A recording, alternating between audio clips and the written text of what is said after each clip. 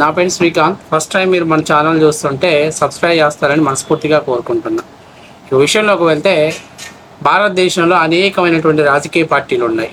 ఆ పార్టీలు వాళ్ళ స్ట్రాటజీస్ ఏమిటి, ప్రజల్లో వాళ్ళ గురించి ఏమనుకుంటున్నారు, అట్లాగే ప్రజలుకి వాళ్ళ ఐడియాలజీస్ ఏంటి, దానికి అనుకూలంగా మనం మేనిఫెస్టోని ఎలా తయారు చేయడం కోసం ఈ మధ్య కొన్ని సర్వే సంస్థలు వచ్చేసాయి. ఆ సంస్థలు ఏంటంటే జనాల్లోకి వెళ్ళి పబ్లిక్ ఏం ఆశిస్తున్నారు, పబ్లిక్ ఆశించే స్థాయిలో ప్రభుత్వాలు పారదర్శకంగా ఉండాలి. ఇప్పుడు మీకు ఉదాహరణ చెప్పాలంటే 2019కి ముందు జగన్మోహన్ రెడ్డి గారు కూడా కొంతమంది పబ్లిక్ సర్వే తీసుకున్నాడు.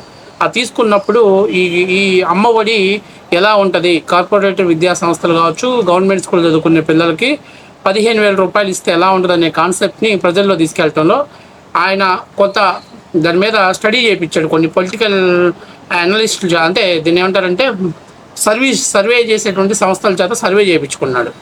అట్లాగే 2024కి ముందు తెలుగుదేశం పార్టీ కూడా జగన్మోహన్ రెడ్డి గారు అమ్మఒడి ఇచ్చాడు కదా, అది ఒకరికే ఇచ్చారు, మనం ఎంతమంది పిల్లలు ఉంటే అంతమంది పిల్లలకు రావడానికి ప్రజలు ఎలా రియాక్ట్ అవుతారు, ప్రజలు ఏం ఆశిస్తున్నారు, ఇలాంటి రిపోర్ట్స్ అన్నీ కూడా వాళ్ళు కలెక్ట్ చేసుకొని మేనిఫెస్టోని తయారు చేసుకుంటారు. అంతేకాకుండా పార్టీ ఎక్కడ మైనస్ వచ్చింది, పార్టీ ఎక్కడ ప్లస్ అయింది, పార్టీకి ఏది నష్టాన్ని కలిగించే విధంగా ఉంది, ఇలాంటివన్నీ కూడా సర్వే రిపోర్ట్స్లో వాళ్ళు సర్వే చేసి అది పార్టీ అధ్యక్షులకి ఇస్తారు. వాళ్ళు వాటి మీద వెరిఫై చేసుకుంటారు. అంటే అంత గొప్ప ప్రాధాన్యత కలిగినటువంటి సర్వే సంస్థలు ఉన్నాయి. అయితే ఒక ప్రముఖ సర్వే సంస్థ వైఎస్ఆర్సీపీ పార్టీకి ఎందుకు మీరు సర్వే చేయట్లేదంటే ఆమె చెప్పినటువంటి సమాధానం ఒకసారి మనం చూద్దాం. సరే, దీని మీద వాళ్ళు పెద్ద ఎత్తున వైసీపీ వాళ్ళు పంచలు ఎగ్గొట్టేసి మమ్మల్ని అంటావా, నీ సంగతి తేలుస్తాం, నువ్వెంత, నీ బతికెంత, మేము ఐప్యాక్ లాంటి వాళ్ళమే మేము మెయింటెనెన్స్ చేస్తాం, ఆఫ్టర్ ఆల్ మీరు ఎంత అని చెప్పేసి మాట్లాడుతున్నారు. అయితే తెలుగు వాళ్ళలో అయినటువంటి తెలుగు పార్టీలు అయినటువంటి వైఎస్ఆర్సీపీ పార్టీ పైన ఆ సర్వే సంస్థలకు ఉన్నటువంటి అభిప్రాయం ఏంటో ఒకసారి వీడియో చూస్తే మీకు క్లియర్ కట్గా అర్థమైంది. మీరు సెవెరల్ పార్టీస్తో వర్క్ చేశారు, Telugu Desam party, BJP, BRS, even Congress party. Now the question is why not YCP? So కొంతమంది పార్టీస్ తోటి వాల్యూస్ సింక్ కావన్నమాట. మనకు కూడా పర్సనల్ వాల్యూస్ అనేవి ఉంటాయి కదా, హ్యూమన్ వాల్యూస్. సో నాకు పర్సనలీ వైసీపీ అనే పార్టీకి వాల్యూస్ సింక్ కావు. సో నేను పని చేయ, లైక్ క్లారిటీ ఉంది నాకు. ఇప్పుడు బిలో ద బెల్ట్ కొట్టాలి, ఓకే, అది నేను చెయ్యను. ఆ పని ఎవరికి చేయను, ఎవరు అడిగినా నేను చేయను. అది అట్లాంటివి ఎక్కువ వైసీపీలో జరుగుతాయి. So I can't think like that, I can't do that from my own perspective. CBN విషయంలోనే చూసాం, వాళ్ళ ఫ్యామిలీ, వాళ్ళ వైఫ్ ని అటాక్ చేశారు డైరెక్ట్ గా, వైసీపీ చేసింది ఆ పని. సో ఆ లెవెల్ ఆఫ్ అటాక్ వచ్చినప్పుడు పీపుల్ కూడా they take a step back. So ఆమె ఏం చెప్తుందంటే, ఆమె క్లారిటీగా చెప్తుంది, చదువుకోలేనటువంటి బత్తాగాళ్ళకి, మూర్ఖులకి ఏం చెప్తుందంటే, ఈ పేటీఎం కూలోళ్ళకి ఒక వాల్యూస్ ఉండాలి, ఒక ఎథిక్స్ ఉండాలి. మనం ఏదైనా ఒకటి మాట్లాడుతున్నామంటే అది ప్రజలకు కనెక్ట్ అవ్వాలి. ఇప్పుడు చంద్రబాబు నాయుడు గారు అరెస్ట్ అయ్యారు, ఆ కుటుంబం, ఫ్యామిలీ అంతా బాధల్లో ఉంటుంది.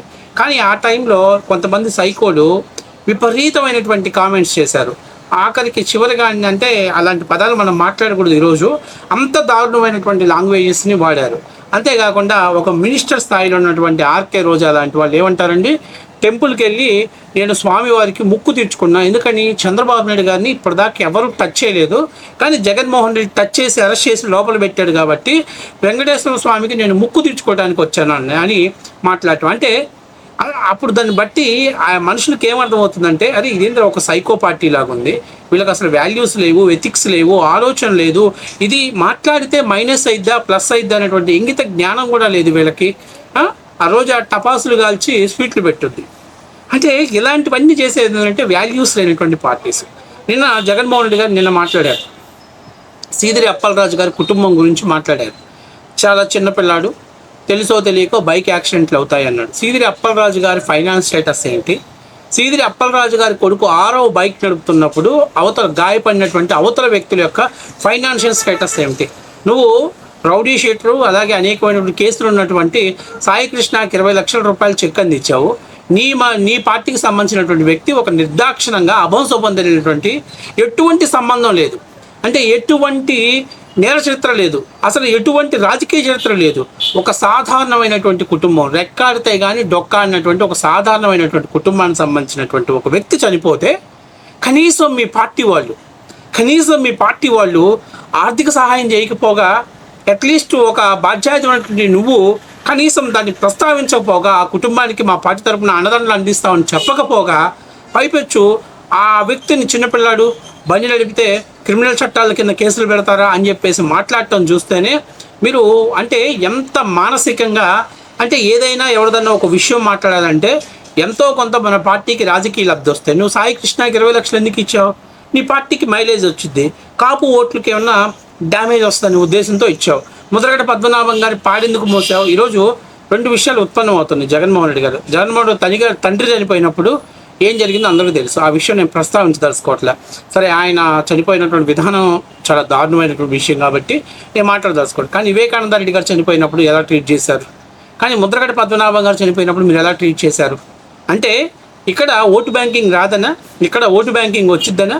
అంటే ఎంతసేపు ఉన్నా జగన్మోహన్ రెడ్డి నేను ఎస్టాబ్లిష్ అవ్వాలి, నేను ముందుండాలి, నా వెనకే ఆ కార్యక్రమాలకు సంబంధించినటువంటి వచ్చేటువంటి మైలేజ్ క్రెడిట్ అంతా నేనే తీసుకోవాలనే ఆలోచన తప్పనిచ్చి అసలు పార్టీని మనుగడ ముందుకు తీసుకెళ్దాం, రాజకీయాలు పక్కన పెట్టి కొన్ని విషయాలలో మనం సాక్రిఫైస్ చేసి ముందుకు వెళ్దాం అన్నట్టు ఆలోచన లేదంటే విలువలు లేవు, ఎథిక్స్ లేవు వాళ్ళకి ఎంతసేపు ఉన్నా.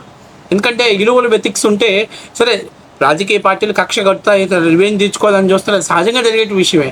కానీ నువ్వు అత్యంత దారుణమైనటువంటి పేదరికంలో బతుకుతున్నటువంటి వాళ్ళని సపోర్ట్ చేయాల్సింది భావించి నువ్వు సీదిరి అప్పలరాజు కొడుకుని సపోర్ట్ చేయడం అనేది నీ మానసిక పరిజ్ఞత ఎలా ఉంది, మీ విలువలు ఎలా ఉన్నాయి అనేది క్లియర్ కట్గా అర్థమవుతుంది. నేను నుంచి ఎవరో పాప మా అమ్మాయి ఫోటోని సోషల్ మీడియాలో పెట్టి జగన్ చంద్రబాబు నాయుడుతో కలిసి ఉన్నారు, అలా కలిసినటువంటి ఫోటోలు పెట్టారు. అరే బాబు, ఆమె ఒక పొలిటికల్ సర్వే చేసినటువంటి సంస్థ.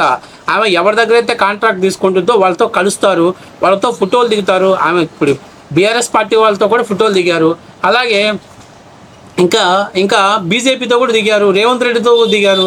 మీరు చంద్రబాబు నాయుడు ఫోటోలు ఎందుకు తినిపిస్తున్నారంటే అక్కడ కూడా మళ్ళీ ఒక దుష్ప్రచారం. ఆమె మాకు వ్యతిరేకంగా మాట్లాడింది కాబట్టి ఆమె మా పార్టీకి సంబంధించినటువంటి ఆమె కాదు, ఆమె తెలుగుదేశం పార్టీ కోవట్టు అని చెప్పే ప్రయత్నం చేయడం కోసం కేవలం చంద్రబాబు నాయుడు గారితో దిగినటువంటి ఫోటోలు మాత్రమే మీరు ఎస్టాబ్లిషన్ చేస్తున్నారు. సో ఇలాంటి పరిస్థితి వైఎస్ఆర్సీపీ పార్టీలో అంటే జగన్మోహన్ రెడ్డికి ఎదురెళ్తే ఎవరినైనా సరే కించపరచడం, అవమానం చేస్తాం, వాళ్ళ మీద తప్పుడు ప్రచారాలు చేస్తాం, వాళ్ళ మీద తప్పుడు విషయాన్ని ఫ్యాబ్రికేట్ చేద్దాం అనేది వైసీపీ యొక్క విధానం. సో అందువల్లే వైసీపీకి విలువలు ఎథిక్స్ లేవు అనేది వాస్తవ విషయం. ఎందుకంటే ఈ విషయంలో నేను క్లియర్గా చెప్తా, తల్లి మీద అలాంటి ప్రచారమే చేశారు. సాక్షాత్తు రాజశేఖర రెడ్డి గారి సతీమణి ఆమె, రాజశేఖర రెడ్డికి అత్యంత ప్రాణపదమైనటువంటి కూతురు మీద అంటే విజయలక్ష్మి గారికి కుమార్తెగా చెప్పినటువంటి ఎవరైతే షర్మిల గారి మీద కూడా అదే ప్రచారాన్ని తీసుకొచ్చారు. ఆమె ఎవరంటే రాజశేఖర రెడ్డి గారికి అత్యంత ప్రాణప్రదమైనటువంటి కూతురు, జగన్మోహన్ రెడ్డి గారి చెల్లెలు, సాక్షాత్తు జగన్మోహన్ రెడ్డి తోడబుట్టినటువంటి చెల్లెలు. అలాంటి చెల్లెల మీద కూడా దుష్ప్రచారం చేశారు. కారణం ఏంటి? జగన్మోహన్ రెడ్డి గారికి యాంటీగా మాట్లాడారు, జగన్మోహన్ రెడ్డి వ్యతిరేకంగా మాట్లాడారు. ఇక తల్లికి చెల్లికే గతి లేకపోతే ఇంకా చెంచల్లికి జరిగిన అవమానం గురించి నేను మాట్లాడదలుచుకోవట్లే. ఇక్కడ చాలా ముఖ్యమైన విషయం ఏంటంటే క్లియర్ కట్గా చెప్తున్నా, జగన్మోహన్ రెడ్డి పార్టీలో చాలా సిద్ధాంతపరమైనటువంటి విషయాలలో ఆ పార్టీ చాలా వీక్గా ఉంది, చాలా వెనుకబడి ఉందనేది 100కి 100% నిజం. అది మార్చుకోకపోతే ఖచ్చితంగా ఆ పార్టీకి ప్రజలే బుద్ధి చెప్తారు. కాబట్టి ఇప్పుడు ఆ మాట్లాడినట్టు ఎథిక్స్ లేవు, విలువలు లేవు అనేది వాస్తవ విషయం. ఎంతసేపు ఉన్నా విలువలు ఎథిక్స్ ఉంటాడున్న రాజకీయ నాయకుడు రప్పా నరుకుతామని స్టేట్మెంట్ పాస్ చేస్తాడా?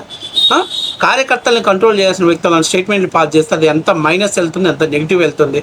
కాబట్టి చెప్పిన దాంట్లో మీరు మంచిని తీసుకోవాలి తప్ప నుంచి ఆమెను ఏదో ఒక పార్టీకి ఆపాదించి మీరేదో పెద్ద పరిశుద్ధ పోస్టలు అనేటట్టు ఫీల్ అవ్వటం అనేది వైసీపీకి వెన్నతో పెట్టినట్టు విద్య. ఇది ఇప్పటి నుంచి కాదు, వాళ్ళు తప్పుడు విషయాన్ని ఫ్యాబ్రికేట్ చేయడం అనేది వాళ్ళ పార్టీ ఎస్టాబ్లిషన్ దగ్గర నుంచే ఉంది. ఎందుకంటే జగన్మోహన్ రెడ్డి గారు అవసరాల కోసం రిలయన్స్ వాళ్ళే మా నాన్న చంపారన్నారు, తర్వాత అధికారంలోకి వచ్చి నాకు ఆయనకే రాజ్యసభ ఇచ్చేశారు.